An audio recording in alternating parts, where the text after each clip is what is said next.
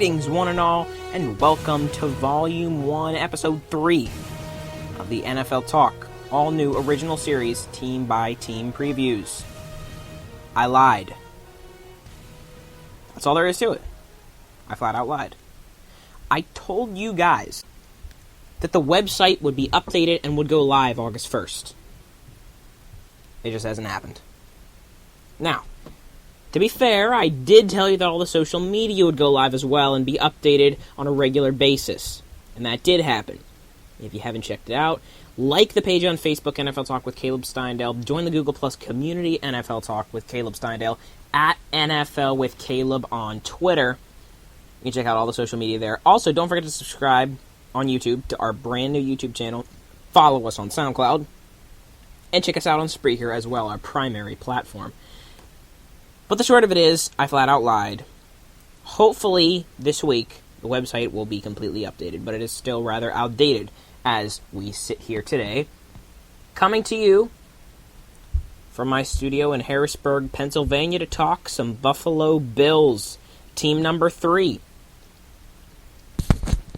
in our series, team-by-team previews. We keep things in the AFC East, and there's actually news to talk about. The Buffalo Bills have just signed Reggie Bush. Breaking news. Just today. Now, all you LaShawn McCoy owners, or those planning to draft LaShawn McCoy, might be panicking. Chill. Calm down. He is going to be fine. Reggie Bush is not in his prime. LaShawn McCoy still is. Alright, Bush is going to need to outperform LaShawn McCoy significantly to get any amount of playing time. Don't be fazed by the news that Rex Ryan might put Reggie Bush and LaShawn McCoy in the field together or split carries with them. Bush is not going to eat into McCoy's workload that much. If anything, he might slightly downgrade LaShawn McCoy to a low-end RB1 or high-end RB2. McCoy's going to be fine. He'll have a solid season. Don't panic. Don't overreact. The details of the transaction and the Bills signing free agent Reggie Bush. Bush is 31 years old. Just found that out now. He's past his prime. Although he still can be a force on the field, so a solid sign for the Buffalo Bills. The Bills signed Reggie Bush to a one-year contract that's worth $3 million, including incentives. Bush played for San Francisco in 5 games last season. He managed just 28 yards on 8 carries and had 4 receptions before suffering a year-ending MCL tear. But he has reportedly recovered fully, and he's going to compete with Mike Gillislee to back up LaShawn McCoy. So, if anything, there's some competition behind LaShawn McCoy, not against LaShawn McCoy for his starting job. If there's anyone that's excited about this, I think that it's Tyrod Taylor. Because it's just another weapon for Taylor to utilize. Taylor had a solid season. He's an up-and-coming quarterback that I really like. He's a quarterback that likes to run the ball as well.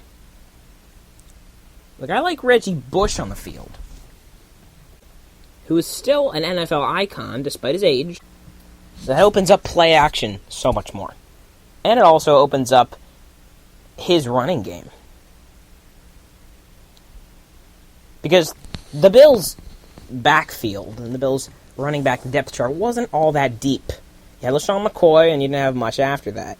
Now with Reggie Bush, you're adding some depth, you're adding some fresh legs to back LaShawn McCoy up, and it opens up the play action, I think, even more. So I'm excited about this for the Bills. The other question, of course, is can Tyrod Taylor continue to be that leader that the Buffalo Bills need? Can he continue to make plays? And will he be able to lead his team to compete against the Patriots for that division crown? I believe that the answer is yes. But a lot is going to depend on his receivers. I know he can make plays with his legs. That's sort of a given for Tyrod Taylor, even this early in his career. But Sammy Watkins in the receiving corps will have to step up and make plays. The Bills also looking to reach a long-term deal with Tyrod Taylor. NFL Network seen Rappaport reported there's, quote, plenty of optimism, unquote, that the Bills will reach a long-term deal with Taylor before the season's opener. Rex Ryan was all over Tyrod Taylor on Sunday. He's calling him, quote, special talent, unquote. Ryan, look, there's no doubt about it. Rex Ryan likes Taylor and wants to keep him around. And looks like General Manager Doug Whaley is on to the Taylor bandwagon as well. So, E.J. Manuel is now a thing of the past. It's Tyrod Taylor's turn and his chance to shine in the spotlight. But the defense, of course, is still going to have to outshine the competition for them to have a chance at stealing the division title from the Patriots. That's always been Rex Ryan's specialty, his defense. He's going to have to hold up his end of the bargain. The key for the Bills this year will continue to be their defense.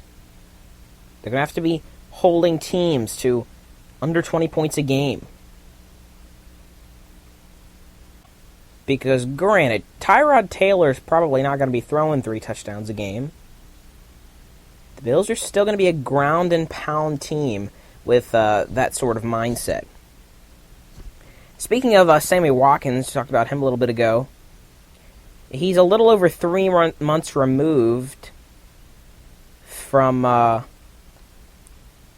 going under the knife, according to Roto World, but he is, quote, oozed positivity about his recovery, unquote. That's an interesting way of putting it.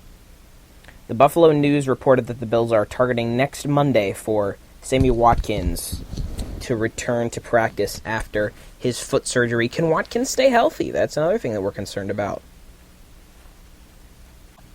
Watkins played in 13 games last year. He broke the 1,000-yard barrier, caught 9 touchdowns, 60 receptions. Watkins had a solid year last year. It's be interesting to see if he can build on top of that. Going back to the Bills' defense, they've got some injuries, some players dealing with injuries on defense. Marcel Darius, Kyle Williams, and Shaq Lawson. Obviously, the first-round draft pick for the Bills this year. Latest news on those 3 defenders. We'll break them down each individually, but the Bills placed Marcel Darius, he's the defensive tackle, on the active non-football illness list on Friday. Kyle Williams, also defensive tackle, he's going to start training camp on the active/physically unable to perform list after undergoing season-ending knee surgery last season. And Shaq Lawson, with a shoulder injury, was placed on the Bills' active, physically unable to perform list for the start of training camp as well. All that via Mike Rodak, the Bills' ESPN NFL Nation reporter. So the Marcel Darius did undergo surgery on his broken foot, but he is cleared for the OTAs, which is good news for the Bills. He looks like he will be ready to go come the start of the NFL, of the 2016 NFL. Actually, we'll skip to Shaq Lawson first. The Bills placed linebacker Shaq Lawson on the active/pup list, as before mentioned, with following his shoulder surgery. Lawson's not going to be available at all during training camp. He could possibly make his debut, according to Roto World, in the second month of the season or so, but things aren't looking up for Shaq Lawson at all at this point. And after meniscus surgery, the Bills placed Kyle Williams on the active pup list, and there's really no timetable for him. He previously said that his goal was to be ready for Week 1, but it does not look so good for Kyle Williams.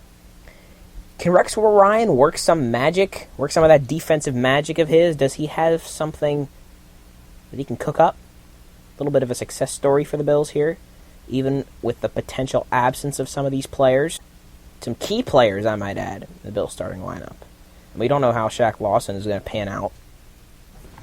But I'm watching Rex Ryan. Getting ready to wrap up the podcast. I did want to mention... Well, actually, you know what? I'll save that for the end of the show. I will first let you guys know what my team prediction, or my record prediction for the Bills is, and then who I think the X Factor is going to be. I'm looking at the Bills' schedule right here. They have a tough schedule as well. Besides playing the Patriots twice, the Jets twice, and the Dolphins twice, they got at the Raiders, home to the Jaguars, two very up-and-coming teams. They're at the Bengals, at the Seahawks. They're home to the Cardinals as well. They've got a tough schedule. 6-10. 6-10. I don't see them going much better than that. The Bills are going to be in for a rough year. And as for the X Factor, I'm considering making Rex Ryan my X Factor here. I'm considering that. But I am going to hand it to Sammy Watkins. He's got that big playmaking ability, but can he be the reliable threat that Tyrod Taylor needs him to be? Can he stay healthy? Can he play all 16 games? Because we know he's a superhuman athletic freak.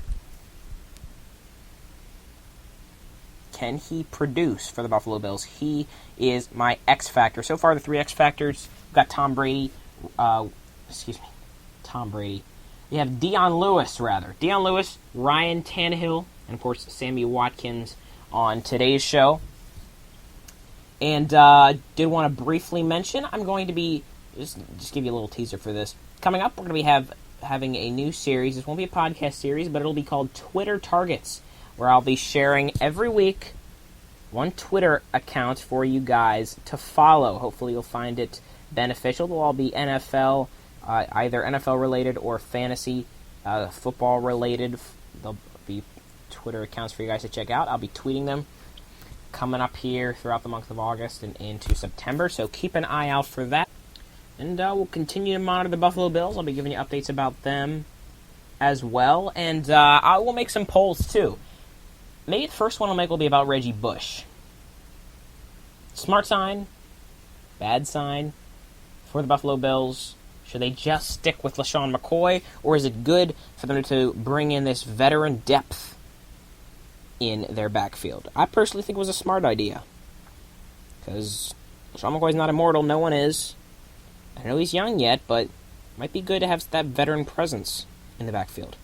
It'll help Tyrod Taylor. I think it's overall a very good, very smart idea for the Buffalo Bills. Come 2016, I think that Reggie Bush is going to pan out. Thanks for listening to the show, guys.